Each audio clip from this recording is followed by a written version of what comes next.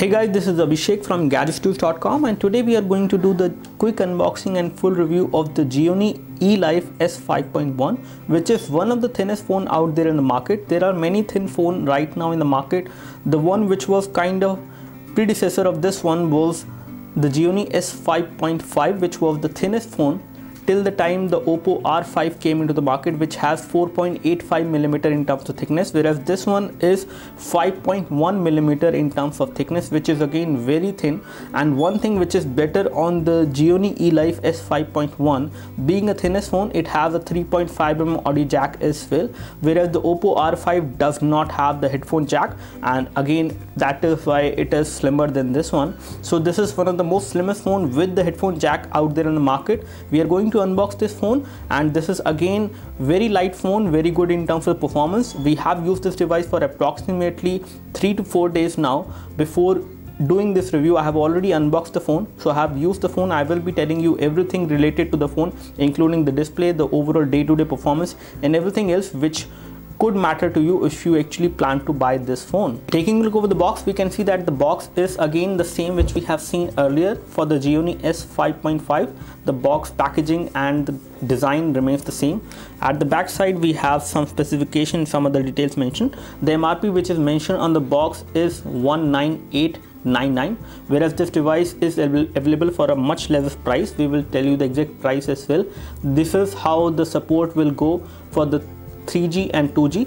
Again, this is a single SIM phone which supports 3G and 2G connectivity both. It will accept a micro SIM.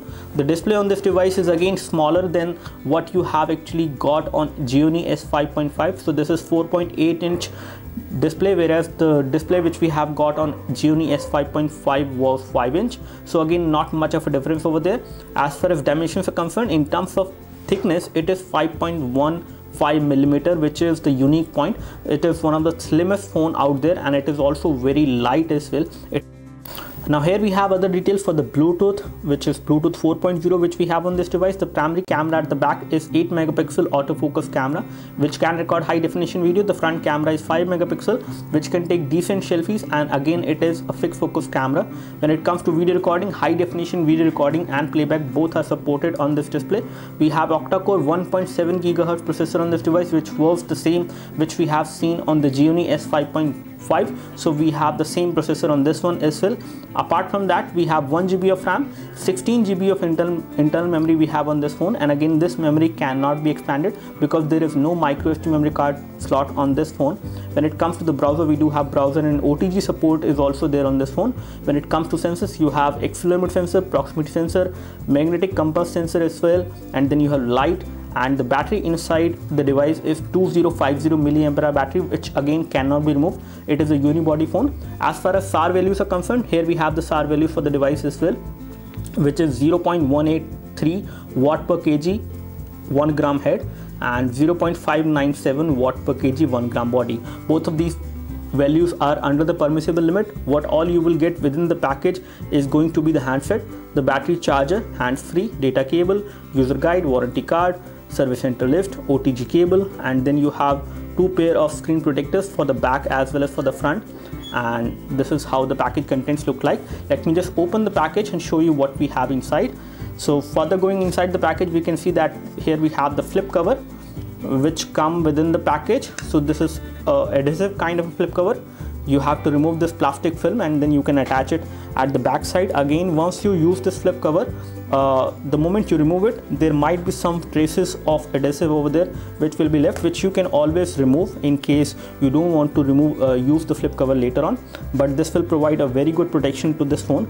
Again, this phone is kind of light and thin, but in terms of build quality, it is very good. We can see that we have metal being used on the edges, which is very nice and gives this phone a very good build quality. The overall look and feel of the phone actually get enhanced with this flip cover, which is white, and again it is a leather flip cover which you get within the package. So very good in terms of the quality, and there is no problem with this flip cover. There is proper cutout for the camera and LED flash. There is a proper cutout for the loudspeaker as well, and there is a proper cutout for the secondary microphone as well, which we have on this phone, which is good. And you have a cutout for the earpiece and the proximity sensors. However, there is no cutout for this. Again, you can always use it once you open the flip part of the flip cover. So this is how it will basically look once you apply this flip cover on the Gionee S5.1. Let me just get rid of this and take a look what we have inside. So the first two things which we got inside the package is the flip cover and the phone. And now let's take a deeper look. And then we have the charger over there, and the charger output current is 1 ampere. So this is a 1 ampere charger, not the fast charger. Over here we have another section which includes the cable. So we have the micro USB cable for data syncing and charging, and then we have headphones over there, I guess. So these are the headphones which you will get within the package. As you can see, these are very good quality of in-ear headphones which you will get, and this part is again metal, which is making them look good and feel good as well once you hold it in your hand. You have a module over there as well. This is the mic module with a button to pick the call. There are no volume controls, and the quality of sound which you will get from these in-ear headphones is again good enough. Bass levels are not very high, but the clarity of the sound is good. You can take voice calls as well easily with these headphones, and again, definitely they're better than what we have actually seen on budget Android phones these days. Talking about what else we have in the package apart from these things, so we have a OTG cable over there, and you also have another case which come within the package. So this is a silicone kind of a case, a translucent case which we get within the package. So in case you don't want to use the flip cover which is supplied with the phone, you can always use this translucent case, and you can put your phone inside like this, and it will give a great protection and some additional cushion as well. So you can see over there, it will provide an additional cushion so that it gives a proper protection even when the device actually fall down. And it is translucent, so you can see things at the back side to an extent, which is good. So it will provide a great protection and a very nice grip as well. So because the back side of the device is again glass, which will again may not give a very good grip, although this device is not too big to hold in one hand, it is pretty decent in terms of the size. Still, if you feel this particular glass can be slippery for you, you can actually apply this silicone case which comes within the package, and it is pretty good quality of case which they have provide. Again, it is a snap-on case, you can easily apply it. These are the screen protectors which you will get within the package, and I think I have two of these. So this is one pair and this is another pair of screen protectors, and then you have a SIM ejection tool as well, with which you can actually eject the SIM tray out and insert the SIM card into this phone, which should be a micro SIM. We have the service center list over there from Gionee, and we have a user guide as well. So these are all the things which we have actually got inside the package of this phone. Let me just keep all these things aside for a while, and let's take a look over the phone now. And one thing which we can easily say, because the OTG cable does come within the package, so this phone does support OTG. So here we have the Gionee S5.1, which is one of the thinnest phone out there. Let's take a look over the connectivity for the SIM card. Here we have the SIM tray, which can come out with the help of the SIM ejection tool, which is coming within the package. And now it is out, and you can see the slot over here is for the micro SIM. So you can insert a micro SIM into this device for the connectivity, and it will take only one SIM card. One of the first few things I would like to tell you about this device is that this device feels very light, feather light I would say, in terms of the overall weight. It is kind of very slim, and again I can compare the thickness of this phone with the help of some coins which I have with me. And here I have some coins, and you can see that the thickness is almost near to 3 coins over there, which you can place. So it is like 3 2 rupees coins of Indian currency, which you can place together, and the amount of thickness which you get with these 3 coins is going to be approximately the same, not exactly, but approximately the same as you have on the Gionee S5.1, as you can see. In terms of form factor, this phone is fairly good to hold and good to be used with one hand. The 4.8-inch display on this phone is a AMOLED display, which does give you pretty good viewing angles. Without any issues, you can actually see what is happening on the screen from extreme angles, as you can see, which is good. And the overall weight of the phone is light enough. The thickness of the phone is also very less as compared to any other phone out there. All this make this phone very portable and good to be used with one hand. I can reach every part of the screen without any issues with one hand, which is something which I really like. So the display is rightly sized. It is not too big and not too small as well for entertainment. Let's take a look over the connectivity and the ports which we have on the phone. On the front, we have these touch capacitor buttons which are there on the body of the phone. Let's take a look over the connectivity and ports which we have on this phone. On the front, we can see that we have a nice metallic earpiece below the glass. We have front camera, which is 5 megapixel fixed focus. We have proximity and ambient light sensors over there. On the top, we have an antenna band over there. Nothing over here as far as connectivity is concerned. On this side, we have the power and sleep key and the volume rocker. Both of these are metallic buttons. They give you good amount of feedback. At the back, we can see there is a change this time as compared to what we have seen on the Gionee S5.5. so this one has an 8 megapixel camera, which is inside the body of the phone. There is no camera bulge this time on the back side of the phone, which was there on the Gionee S5.5. We have LED flash over there, secondary microphone for noise cancellation, Gionee branding over there, and at the bottom, at the back side, we can see that we have the loudspeaker over there, which is on the flat surface. So again, one thing which does happen to the phone is that because of the design, the loudspeaker is actually at the back side, so it will get muffled and it may get blocked as well at times when you place the device like this flat on a surface whenever you are playing music. At the bottom, we can see that we have a micro USB port for data syncing and charging. We have a primary microphone for noise cancellation. We have a 3.5mm audio jack over there, and again we have some extra antenna band for the signal. And on this side, we have the SIM card tray, which can actually come out and take a micro SIM inside. Let's take a look over the UI of the phone, which is running on top of Android. Again, it is a custom UI which is running on top of Android, which looks like Amigo. Let me just unlock the phone. This is how the lock screen looks like, which does give you the time and date and day indication over there. Once you unlock the phone, this is how the UI look like. Again, this UI does not have application drawer, so you will have all these home screen where you will see all the application which you will install on this phone. Let's take a look over the notification center. This is how the notification center look like. You have information over here for the weather as well, which is good, and I can go to settings directly from here. You do have a lot of toggles over here with which you can control the functionality of the phone, like taking a screenshot, setting an alarm. You have auto rotate over here, which you can enable and disable. You have toggle for the GPS, Bluetooth, airplane, Wi-Fi. You can go to settings directly, and you can also enable gift mode directly by just tapping on this toggle over there, which is good. You have a quick power saving option as well, which you can enable over there on the phone, and again it is inbuilt. You don't need to install any application. This power saving mode does come with a feature which is there on the phone in the UI. You have a screen timeout which you can control, and you can also have more toggles over here. You do have support for brightness over there, and you can have automatic brightness also supported. As you can see, you can enable it by just tapping over here. Let me just go into settings and show you what all we have as far as version of Android and other things on the phone is concerned. So we have Android 4.4.2 KitKat running on this device, which is good, which is not the latest version, but it is good enough for a phone like this. You do have system updates, so you can update the version of Android on this device with the help of system update. Over there updates are supported for this phone. Let's take a look over the storage scenario.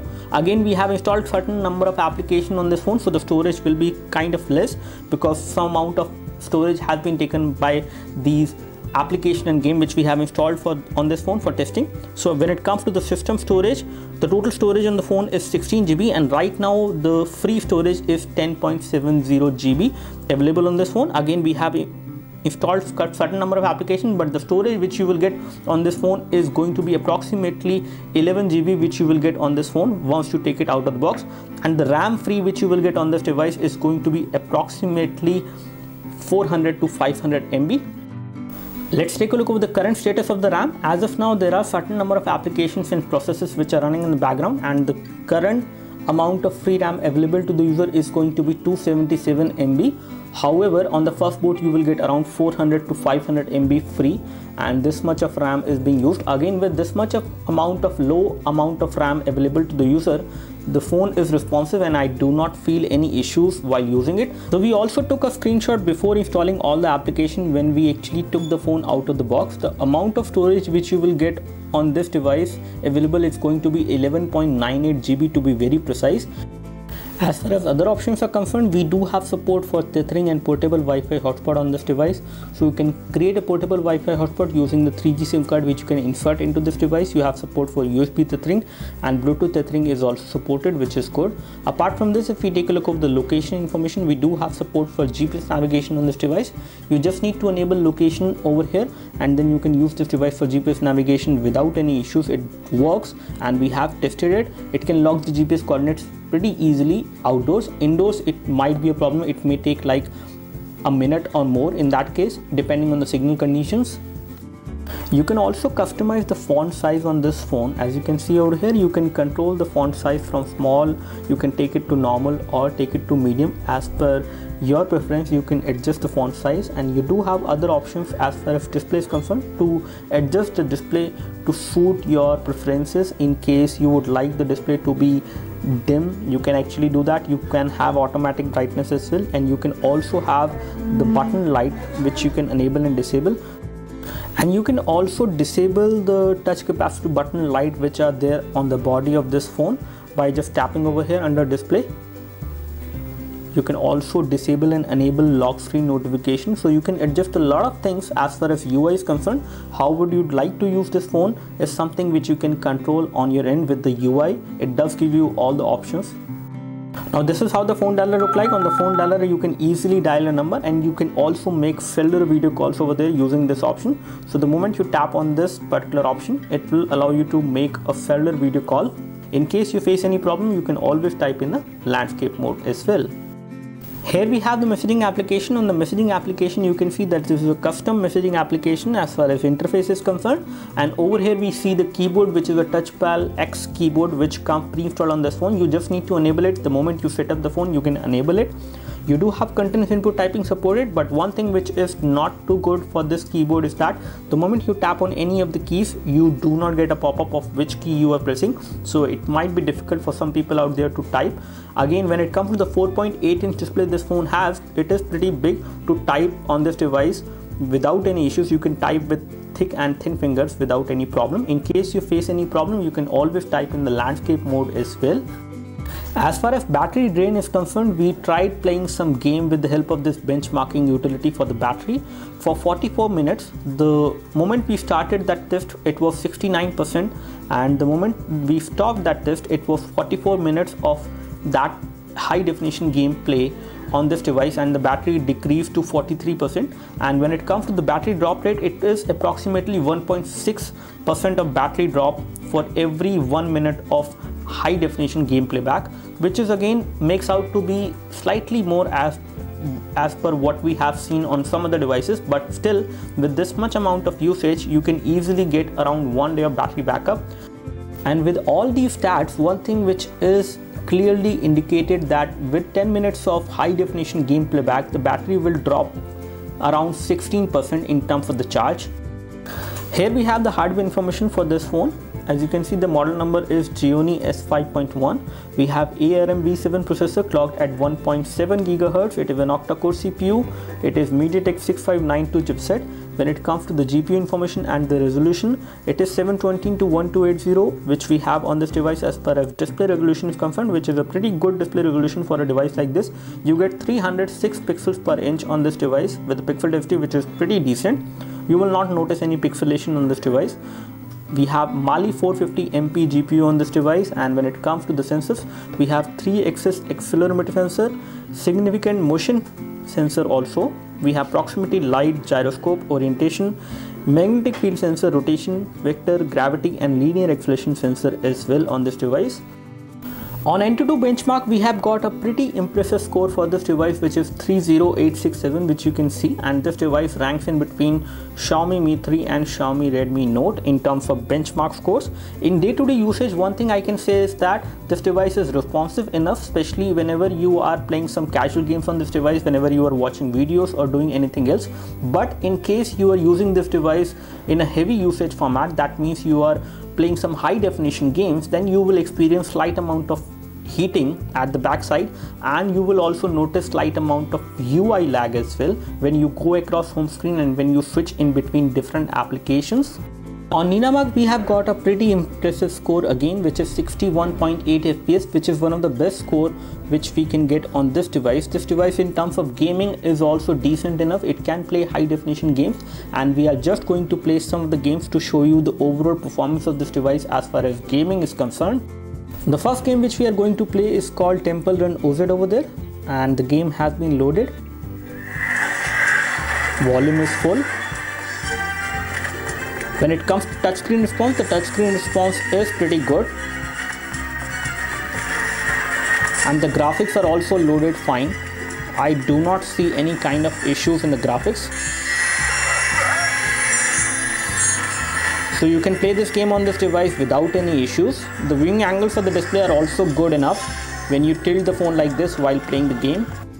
So now we are playing this game which is called Modern Combat 5. And this is a very graphic intensive game which we are playing. Let's see how does this device handle this game.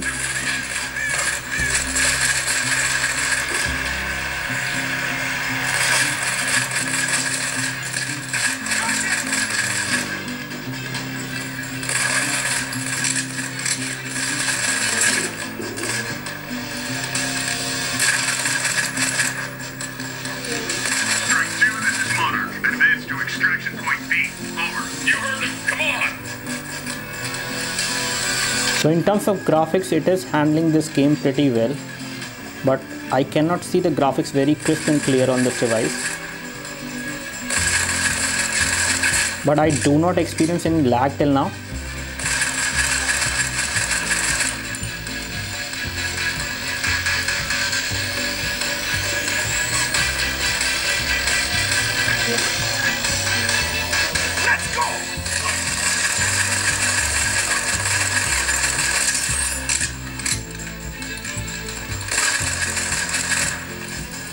So you can play this game on this device, but there is slight amount of flutter which I can notice.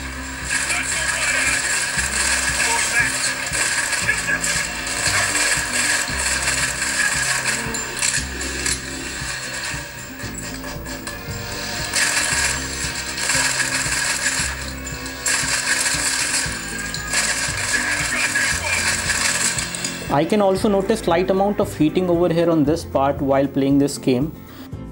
So this is how the performance will look like. I can say that this device can handle this game pretty effectively. So now we are playing this video from our channel, and this is a high definition video, and let me just check at what resolution it is getting played. So it is getting played at 720p, which is good. The sound which is coming out from the loudspeaker is also pretty loud, but you can accidentally block it like this if you hold the device like this, because the loudspeaker is actually at the back side. You might accidentally block it. If you hold the phone in the right way, you can amplify the sound as well. In terms of viewing angles are perfectly good on this device. When you take a look at it from different viewing angles, you can see the display without any issues. It is an AMOLED display, so pretty colorful in that particular department. There is no problem. When it comes to the loudspeaker sound can get blocked if you place the device like this on a table. The sound will get muffled, and it will also get partially blocked when you place the device like this flat on its back, because the loudspeaker is actually at the back side and there is no bulge for the loudspeaker. This is again not a very good design, because of which it can get blocked and muffled when you place it like this flat. Let's test the weight of the Gionee S5.1. In terms of weight, let's find out what is the exact weight for this device. And the moment we place it on the weight scale, we can see that the weight of the device is 98 gram, which is fairly light for a phone of this kind of build quality. We have metal being used on the edges, and we have glass at the front as well as at the back side. Now here we have the camera interface for the phone. As you can see, this is how it looks like. It can take 8 megapixel photos from the rear camera, and the front camera can take 5 megapixel selfies. When it comes to tap to focus, you do have that. You can tap on the screen to focus, and it does have autofocus as well. Let me just take a photo of this Android Robo over there and show you the picture clarity. And we will take the photo again without the artificial light this time.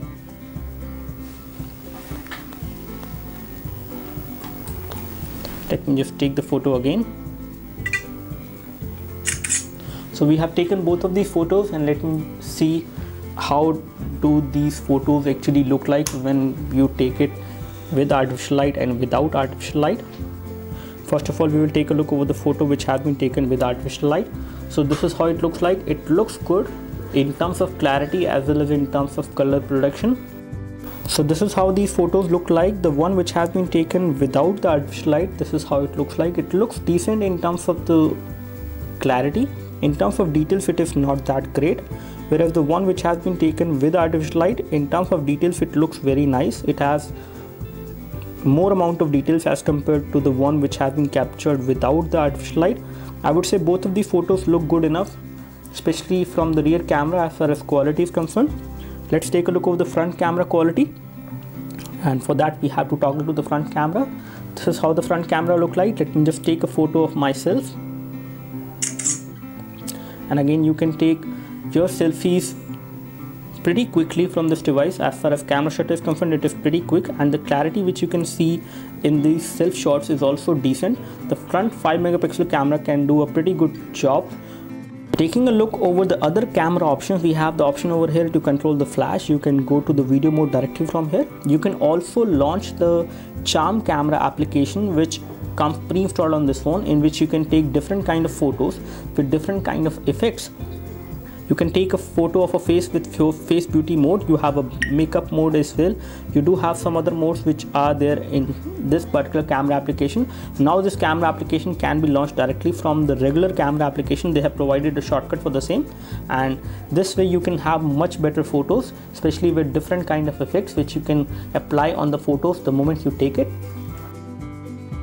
In all, this phone is targeted for a consumer who would like to have a thin phone, a lightweight phone, and a pretty stylish looking premium phone. In terms of performance, it is decent enough. It can actually give you pretty good performance in day-to-day usage, but for heavy users, it is definitely not the device which you should buy, because in gaming it will give you a lot of heating, especially at the back side, and with high definition video playback and some other heavy processing on the phone, you will experience a lag on the UI front as well. Apart from that, the camera is decent enough. For the 8 megapixel camera which we have at the back, it is pretty decent in terms of the picture quality, both in low light as well as in daylight. The front camera is also good for taking selfies and doing a good quality of video chat. So do let us know if you have any specific question for this device. We would love to help you. You can like this video. This video help you by clicking the like button below. You can subscribe to our YouTube video channel for more videos like this by clicking the subscribe button below. Thanks for watching this video. This is Abhishek signing off. Thank you.